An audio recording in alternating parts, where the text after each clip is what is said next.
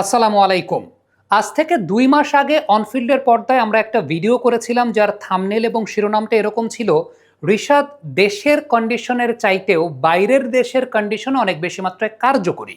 সেই ভিডিওর কমেন্ট বক্সে অনেকে মন্তব্য করেছিলেন যে না, রিশাদ শেষ, যে পারে সে সব জায়গাতেই পারে, রিশাদকে আর কেউ কোথাও নেবে না।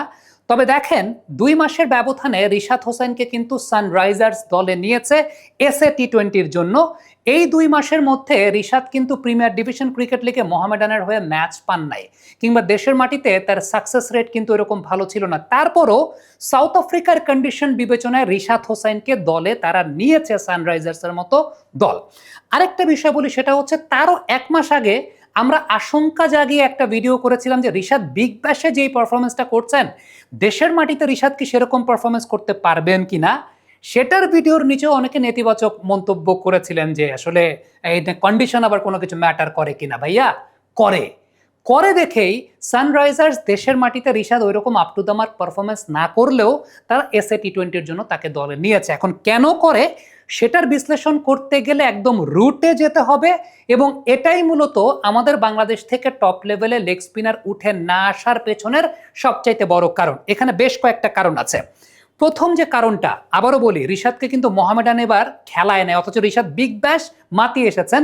মোহামেডানকে দোষও আপনি দিতে পারবেন না। কারণটা হচ্ছে, আমাদের দেশের মাটিতে যেই টাইপের উইকেটে খেলা হয়, এই টাইপের উইকেটে ফিঙ্গার স্পিনাররা অনেক বেশি মাত্রায় কার্যকরী হবেন, রিস্ট স্পিনাররা খুব বেশি কার্যকর হন না। এটার সঙ্গে প্রাসঙ্গিক আরেকটা কারণ হচ্ছে, আমাদের ডোমেস্টিক ক্রিকেটে বা আমাদের এই জায়গাটার ক্রিকেটে অনেক ডিফেন্সিভ ক্রিকেট হয়, অ্যাটাকিং ক্রিকেটটা হয় না, যেই কারণে লেগ স্পিনাররা আসলে আমাদের দেশের ক্রিকেটে উইকেটটাও পান না।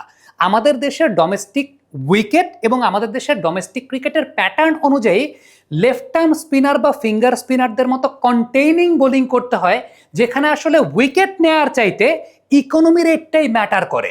এবং ঠিক এই কারণটাতেই first division, second division, third division, premier league, NCL সব জায়গাতেই বাহাতি স্পিনারদের কদরটাই বেশি থাকে, কারণ আমাদের খেলার প্যাটার্নটাই ডিফেন্সিভ নেচার বা ডিফেন্সিভ কাইন্ড অফ প্যাটার্ন। সেই জায়গাটায় থ্যাঙ্কস টু চন্ডিকা হাথুরা সিংহে, তিনি অত্যন্ত ফাইট করে, ঝগড়া করে, যুক্তি দিয়ে দলের সঙ্গে একজন লেগ স্পিনারকে রেখে তাকে এস্টাবলিশ করিয়েছেন যে না, রিশাদ আমাদের দলের সঙ্গে থাকবে, যেটার সাকসেসটা রিশাদ দেশের বাইরের মাটিতে পেয়েছে। সিম্পল একটা কথা যদি বলি, রিশাদ বিগ ব্যাশে যেই লেন্থে বোলিং করে ম্যাক্সিমাম উইকেট পেয়েছে, আপনি যদি একটু খেয়াল করে দেখেন, ম্যাক্সিমামই ব্যাক অফ দ্য লেন্থ কিংবা একটু শর্ট অফ গুড লেন্থের বলে রিশাদ বোলিং করে উইকেট পেয়েছেন। এবং উইকেট পাওয়ার পিছনে কারণটা, ব্যাটসম্যানরা অ্যাটাকিং নেচারে শর্ট খেলতে গিয়ে উইকেট রিশাদকে দিয়েছে, এবং সেক্ষেত্রে যে বিষয়টা সেটা হচ্ছে একটু short of good লেন্থে।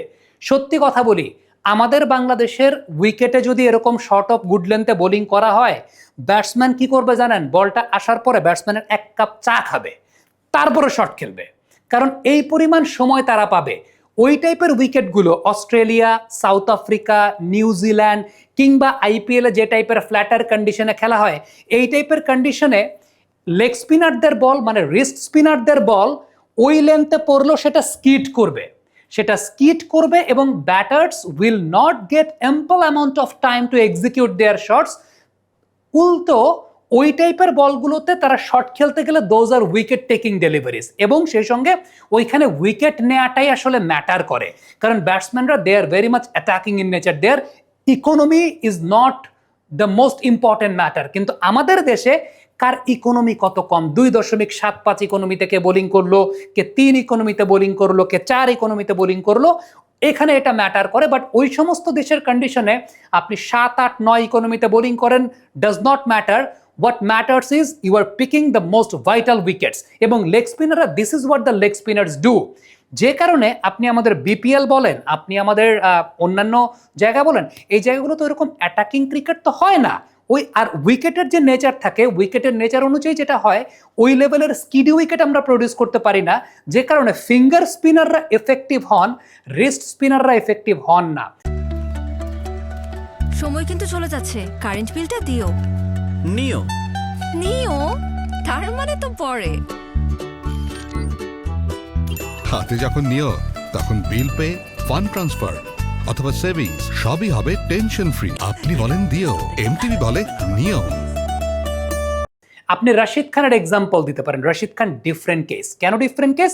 Rashid Khan naturally অনেক জোরের উপর বোলিং করে, এবং রশিদ খান একটা কথা কিন্তু বলেছেন, although he is a leg spinner but he is not a wrist spinner, he is a more finger spinner kind of leg spinner rather than a wrist kind of leg spinner.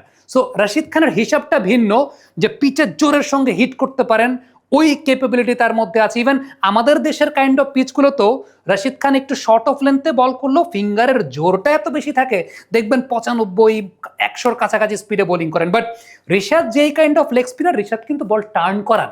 Rishad পৃথিবীর অন্য যে কোনো leg স্পিনারের চেয়ে বেশ ভালো বল turn করাতে পারেন, এবং ওয়ার্ল্ডের যে কোনো কন্ডিশনে এই টাইপের টার্ন করানো লেগ স্পিনার খুবই কার্যকরী হয় যদি উইকেটে স্কিড থাকে। এবং হ্যাঁ, বিশ্বের অন্যান্য জায়গাগুলোতে উইকেটে স্কিড থাকে, আমাদের এখানে যে সমস্ত উইকেটে খেলা হয়, প্রথম কথা হচ্ছে উইকেটে স্কিড থাকে না, দ্বিতীয়ত আমাদের এখানে খেলাটাই হয় ডিফেন্সিভ কাইন্ড অফ নেচার। এখন লেগ স্পিনারদের ক্ষেত্রে যে বিষয়টা ঘটে সেটা হচ্ছে, আপনি বিগ ব্যাশ যদি দেখে থাকেন, আপনারা যদি খেলা দেখেন বিগ ব্যাশের, ঋষাদকে শট খেলতে গিয়ে ব্যাটসম্যান উইকেট দিয়েছে, এবং ওই সমস্ত লিগগুলোতে দ্যাট ইজ দ্য ফিচার।